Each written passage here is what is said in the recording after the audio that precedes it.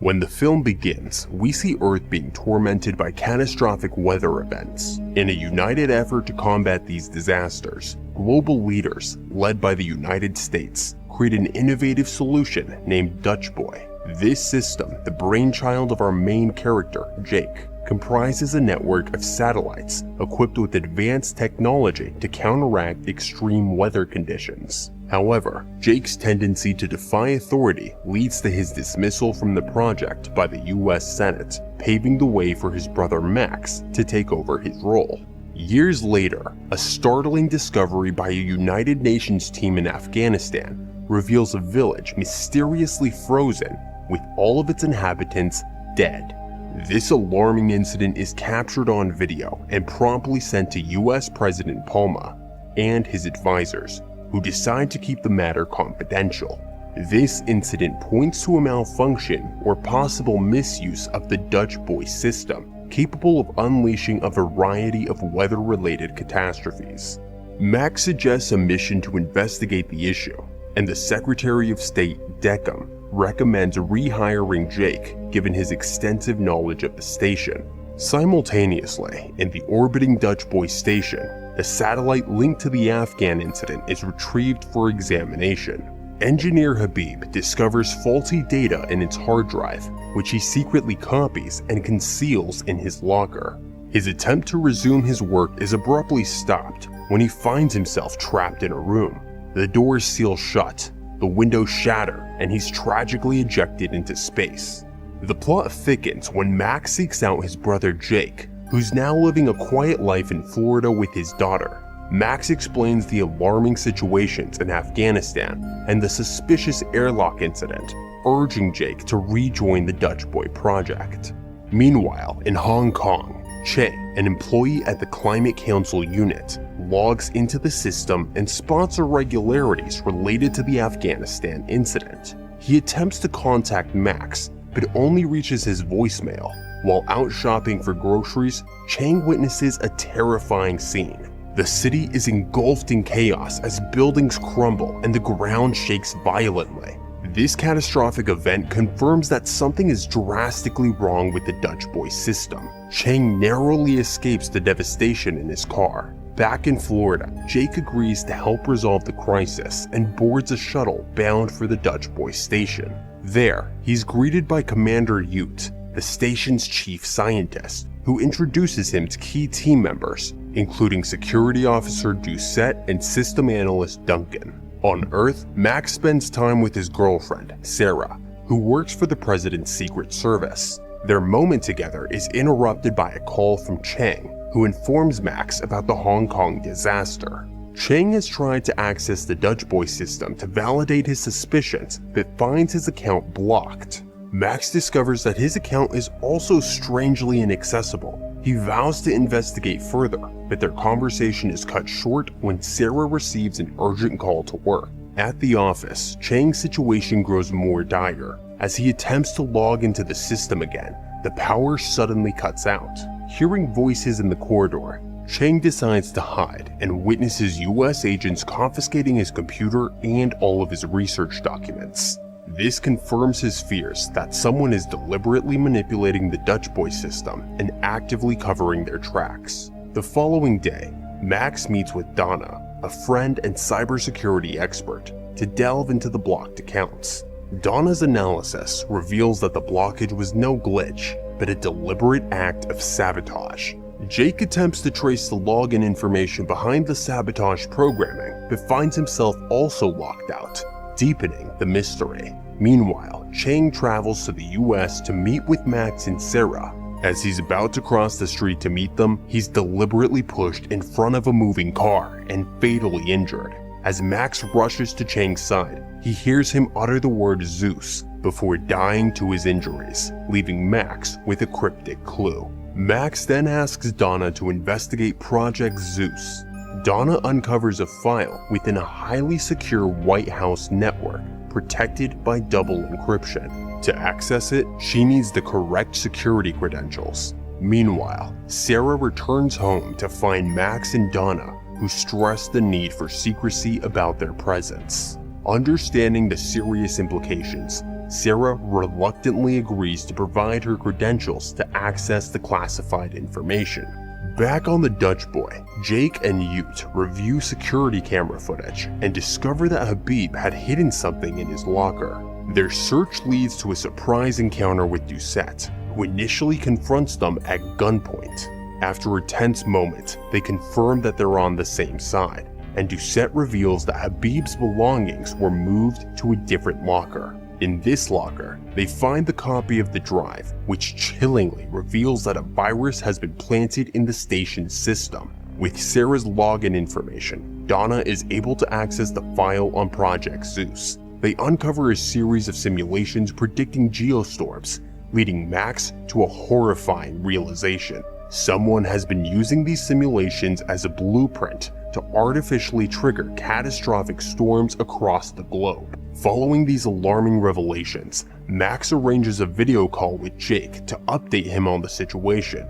He shares the distressing news that someone is manipulating the Dutch boy to deliberately target specific cities. Jake confirms this theory, explaining that the perpetrators are using the virus to orchestrate these attacks.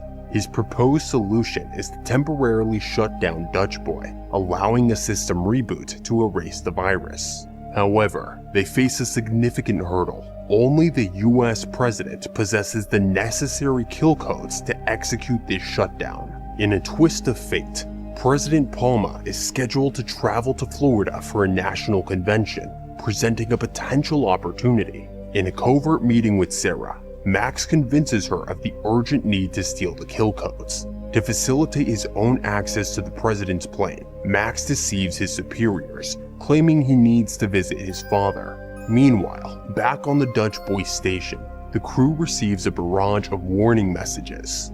Alarming indicators show that over 200 satellites are malfunctioning, many on the brink of critical failure. This technological catastrophe quickly manifests on Earth as a series of devastating weather storms strike various cities, signaling the onset of an impending geostorm. On Earth, as Max absorbs the news of these unfolding disasters, he's confronted by Deckham. Deckham realizes Max's father has passed away and demands the truth. Max, under pressure, reveals his belief that President Palma is orchestrating an imminent geostorm. However, Deckham informs him of a daunting obstacle. They cannot simply obtain the kill codes from President Palma because the president himself is the key. Accessing the shutdown requires Palma's biometric data. Amidst this tense scenario, the Dutch boy crew faces their own crisis. They're shocked to discover that the station has unexpectedly initiated a self-destruct sequence. Attempts to override this command are unsuccessful as they find themselves locked out of the system.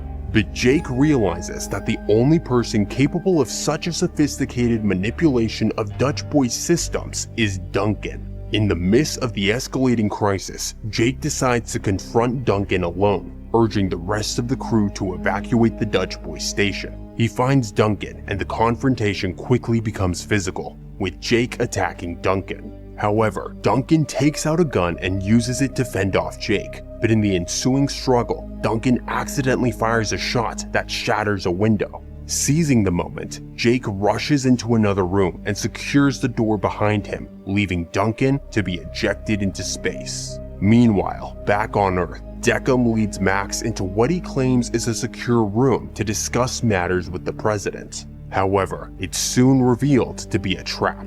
Deckham is the true antagonist of the story, and the president is entirely unaware of the conspiracy. Deckham attempts to kill Max, but Max barely escapes. He quickly finds Sarah and explains that Deckham plans to eliminate all the presidential candidates by letting the storm hit them, effectively clearing his path to power.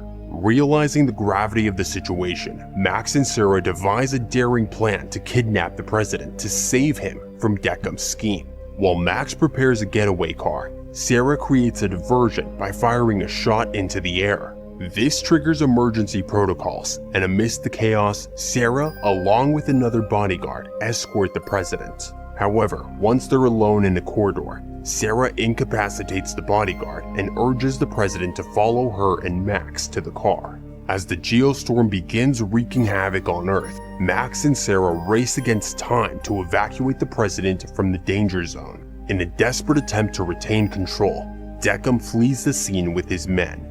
Deckham's men engage in a fierce shootout with Max. Soon after, Deckham, not one to leave things to chance, hands a rocket launcher to his bodyguard, instructing him to target the car carrying the president. In a tense and climactic moment, the rocket launched by Deckham's henchman hits its target, causing the car to explode dramatically. However, in a clever twist, it's revealed that Sarah had anticipated this move. She, the president, and Max had already left the car and just let it drive itself. They used the explosion as a diversion, allowing her to sneak up behind Deckham and apprehend him, effectively crashing his sinister plans.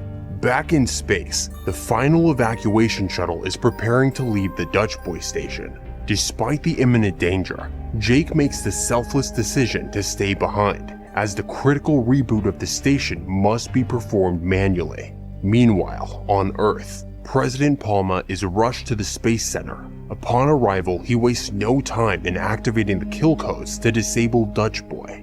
However, they soon realize that the self-destruct sequence already initiated by the station cannot be halted remotely. The only option is a manual override. As the station continues its destructive countdown, Jake hurriedly wears his astronaut suit and rushes to the control room. He faces a heart-stopping setback when the door refuses to accept his code. In a fortunate turn of events, Ute, having secretly stayed behind, appears and leads Jake to an alternative route. Together, they reach the critical computer systems. In a race against time, Ute expertly removes the virus, while Jake works on shutting down the satellites. Their combined efforts succeed in halting the GeoStorm just in time. However, their victory is short-lived as the room that they're in explodes, throwing them into space. Amidst the chaos, Jake notices an intact satellite nearby.